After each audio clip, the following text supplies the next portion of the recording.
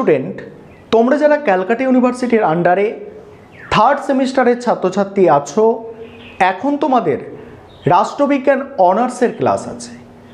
আজকের ক্লাসে তোমাদের CC5 পেপার অর্থাৎ ইন্ডিয়ান পলিটিক্যাল থট 1 এই পেপারটা থেকে গুরুত্বপূর্ণ ছোট প্রশ্ন অর্থাৎ SAQ প্রশ্ন উত্তর নিয়ে আলোচনা করব। আজকের ক্লাসে তোমাদের 2021 সাল এবং 2020 সালের যে প্রশ্নপত্র আছে এই প্রশ্নপত্রের SAQ প্রশ্নের অ্যান্সারগুলো নিয়ে আলোচনা করব। অর্থাৎ আজকের ক্লাসে তোমরা গুরুত্বপূর্ণ 30টা SAQ প্রশ্ন উত্তর পেয়ে যাচ্ছ। আজকের ক্লাসটা তোমরা সম্পূর্ণ দেখো। আরেকটা বিষয় তোমাদের বলার আছে যে তোমরা যারা ইউটিউবে ক্লাসটা দেখতে পাচ্ছ, তোমাদের উদ্দেশ্যে বলে রাখি আমাদের অনলাইন কোচিং ক্লাস চলছে। বিগত বছরগুলির মতো এবছরেও অনলাইন কোচিং ক্লাস চলছে। তোমরা যারা অ্যাডমিশন নিতে চাইছো, স্ক্রিনে যে নম্বরটা দেখতে পাচ্ছ এই নম্বরে যোগাযোগ করে অ্যাডমিশন নিতে পারো। আমাদের থার্ড সেমিস্টারে রাষ্ট্রবিজ্ঞান অনার্সের সপ্তাহে 3 দিন করে ক্লাস হয়ে থাকে এবং সেক্ষেত্রে সমস্ত স্টাডি মেটেরিয়াল অর্থাৎ PDF নোটস দেওয়া হয়। তোমাদের থার্ড সেমিস্টারে অনার্সের 4টে পেপার আছে, CC5, 6, 7 আর SSC A1। এই 4টে পেপার তোমাদের পড়ানো হবে এবং সেক্ষেত্রে মান্থলি 600 টাকা করে ফিস নেওয়া হয়। তোমরা যারা ইচ্ছুক ছাত্রছাত্রী আছো অ্যাডমিশান নিতে পারো। আর আজকের ক্লাসটা তোমরা দেখে নাও। আর তোমরা যারা পেড ব্যাচের স্টুডেন্ট আছো তোমাদের উদ্দেশ্যে বলে রাখি তোমরা প্রায় 40 জনের মতো স্টুডেন্ট থার্ড সেমিস্টারে পেড ব্যাচে আছো। সেক্ষেত্রে তোমরা যারা মক টেস্ট দিয়েছো তোমরা প্রায় 10 থেকে 15 জন, খুব বেশি হলে 15 জনের মতো তোমরা মক টেস্ট দিয়েছো।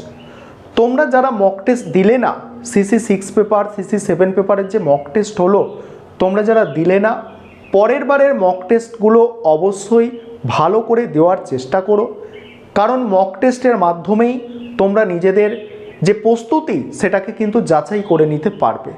সুতরাং এরপরে তোমাদের CC5 পেপারটার মক টেস্ট নেওয়া হবে। সামনে পুজো চলে এসেছে, সেই কারণে পুজোর পরে কিন্তু তোমাদের CC5 পেপারের মক টেস্ট নেওয়া হবে। CC5 পেপারটা এবারে যে প্রশ্ন উত্তরগুলো তোমাদের করানো হয়েছে বা করানো হচ্ছে এইগুলো তোমরা খুব ভালো করে রেডি করো। চলো আজকে ক্লাসটা তোমরা দেখে নাও এবং এখানে কোনো প্রশ্নের অ্যান্সার বুঝতে অসুবিধা থাকলে তোমাদের সেগুলো লাইভ ক্লাস যখন হয়ে থাকে সেই লাইভ ক্লাসে তোমাদের কিন্তু বলে দেওয়া হবে। আরেকটা বিষয় শেষে আবারও বলছি, তোমরা যারা ইউটিউবে ক্লাসটা দেখছো, তোমরা যারা অ্যাডমিশন নিতে চাইছো, স্ক্রিনে যে নম্বর দেখতে পাচ্ছ এই নম্বরে যোগাযোগ করে অ্যাডমিশন নিতে পারো। এবারে তোমরা প্রশ্নের উত্তরগুলো দেখে নাও। প্রথমে তোমরা দেখো 2020 সালে যে প্রশ্নপত্রটা ছিল সেই প্রশ্নপত্রের SAQ অ্যান্সারগুলো প্রথমে তোমরা বুঝে নাও। প্রথম প্রশ্ন, প্রাচীন ভারতের রাষ্ট্রচিন্তার একটি বৈশিষ্ট্য লেখো। প্রাচীন ভারতীয় রাষ্ট্রচিন্তার একটি বৈশিষ্ট্য হলো তত্ত্ব ও বাস্তবের সমন্বয়। তত্ত্বের সাথে বাস্তবের মেলবন্ধনের ভিত্তিতে রাষ্ট্রচিন্তা অধিকতর অর্থবহ হয়ে ওঠে। অর্থাৎ এখানে তোমরা কি বুঝতে পারলে যে প্রাচীন ভারতের রাষ্ট্রচিন্তার একটা বৈশিষ্ট্য হচ্ছে তত্ত্ব এবং বাস্তবের সমন্বয়। ঠিক আছে। দ্বিতীয় প্রশ্ন, অর্থশাস্ত্র কার লেখা? কৌটিল্য বা চাণক্যর লেখা। বার্তা বলতে কৌটিল্য কি বুঝিয়েছেন? বার্তা বলতে কৌটিল্য কৃষি, পশুপালন ও বাণিজ্যকে বুঝিয়েছেন। নেক্সট প্রশ্ন, কৌটিল্যর সপ্তাঙ্গ তত্ত্বের একটি অঙ্গের নাম লেখো। একটা অঙ্গের নাম হচ্ছে স্বামী অর্থাৎ রাজা।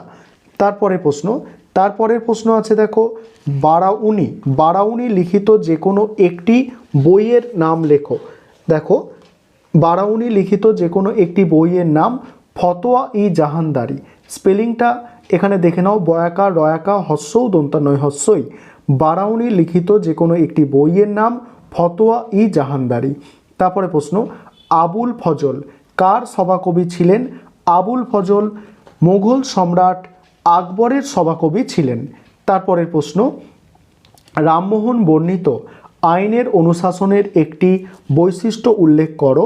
রামমোহন বর্ণিত আইনের অনুশাসনের একটি বৈশিষ্ট্য হল ভারতের শাসন ব্যবস্থায় আইন ও সরকারি চাকরির ক্ষেত্রে রামমোহন সাম্যের নীতি প্রবর্তনের পক্ষপাতী। তারপরে প্রশ্ন, দোহা কার রচনা? কবিরের রচনা। ভক্তিবাদী সাধক কবিরের রচনা। নেক্সট প্রশ্ন, সংবাদ। পরের প্রশ্ন কি আছে দেখো, পরের প্রশ্ন আছে সংবাদ উল মুতাখেরিন। সংবাদ উল মুতাখেরিন এর সম্পাদক কে ছিলেন? প্রশ্নটা দেখো, সংবাদ উল মুতাখেরিন এর সম্পাদক কে ছিলেন?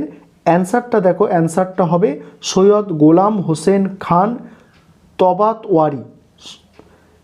সৈয়দ গোলাম হোসেন খান তবাতওয়ারি ছিলেন এর সম্পাদক। তারপরের প্রশ্ন, পরের প্রশ্ন 10 দাগের প্রশ্ন, ভারতে উদারনৈতিক চিন্তার পথকৃৎ কাকে বলা হয়? রাজা রামমোহন রায়কে। বঙ্কিমচন্দ্রের জাতীয়তাবাদী ভাবনার একটি বৈশিষ্ট্য, ভারতবাসীর মনে জাতীয়তাবাদী চেতনাকে প্রবিষ্ট ও প্রতিষ্ঠিত করার জন্য বঙ্কিমচন্দ্র জাতীয়তাবাদকে ধর্মীয় প্রত্যয়যুক্ত করেছেন। তারপরে প্রশ্ন, বিবেকানন্দের জাতীয়তাবাদী ভাবনার একটি বৈশিষ্ট্য। বিবেকানন্দের জাতীয়তাবাদী ভাবনার একটি বৈশিষ্ট্য হল ভারত মাতার আরাধনা। স্বামী বিবেকানন্দ বঙ্কিমচন্দ্রের ন্যায় স্বামী বিবেকানন্দ বঙ্কিমচন্দ্রের ন্যায় ভারতবর্ষকে দেশ মাতা হিসাবে হৃদয় মন্দিরে প্রতিষ্ঠিত করেছেন। সুসজ্জিত দেবী মূর্তির মতো ভারত মাতাকে তিনি আরাধনা করার কথা বলেছেন।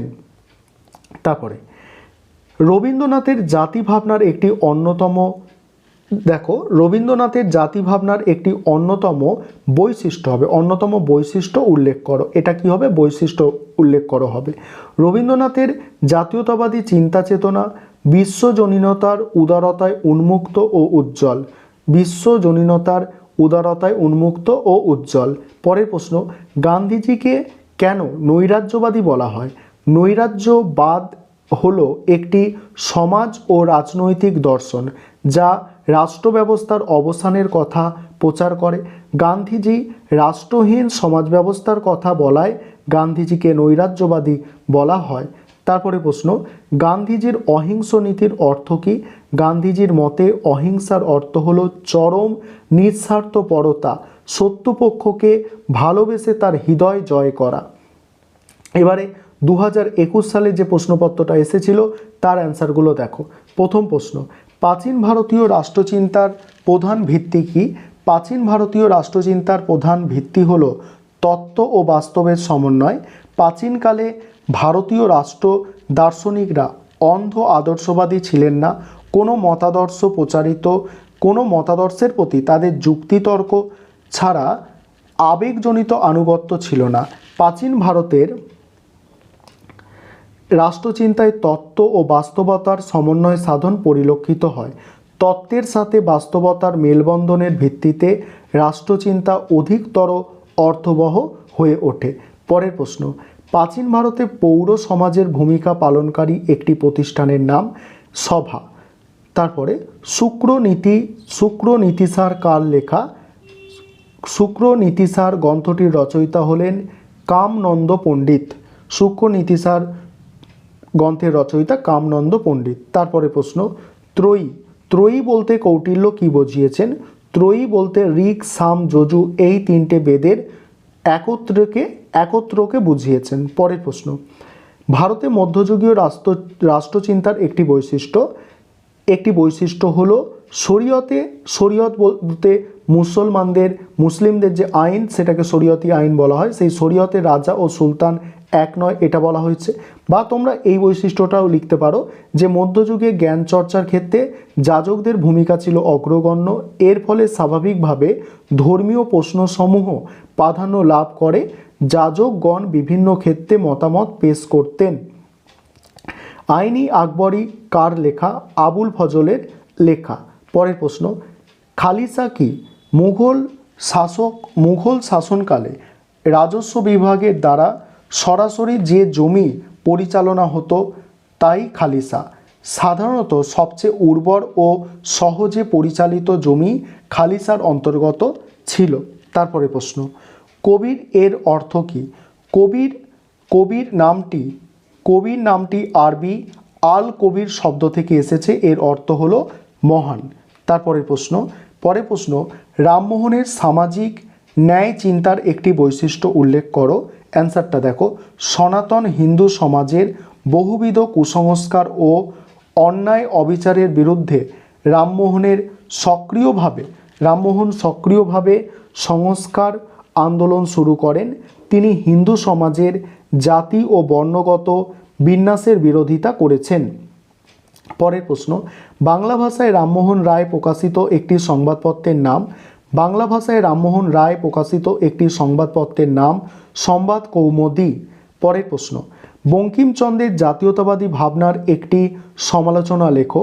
বঙ্কিমচন্দ্র স্বদেশ প্রেমের ওপরে বিশেষ জোর দিয়েছেন, কিন্তু তিনি স্বাধীনতা সংগ্রাম বা গণ আন্দোলনের কথা বলেননি। পরের প্রশ্ন, রবীন্দ্রনাথের জাতীয়তাবাদী ভাবনার মূল বিষয়বস্তু কী?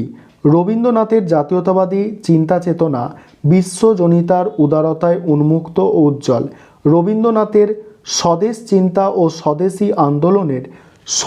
স্বদেশী আন্দোলন স্বজাতবোধের অহমিকায় অন্ধ নয়। স্বজাতবোধ মানে কি?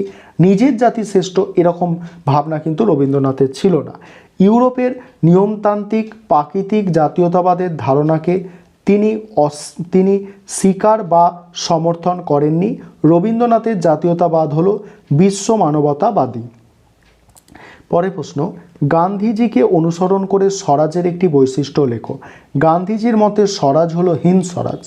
গান্ধীজির মতে বস্তুগত সুখ লাভ বা ক্ষমতার হস্তান্তর হীন স্বরাজ নয়। সকলের না পাওয়া পর্যন্ত আমরা নেব না, এই চেতনা আমাদের মধ্যে এলে স্বরাজ আসবে।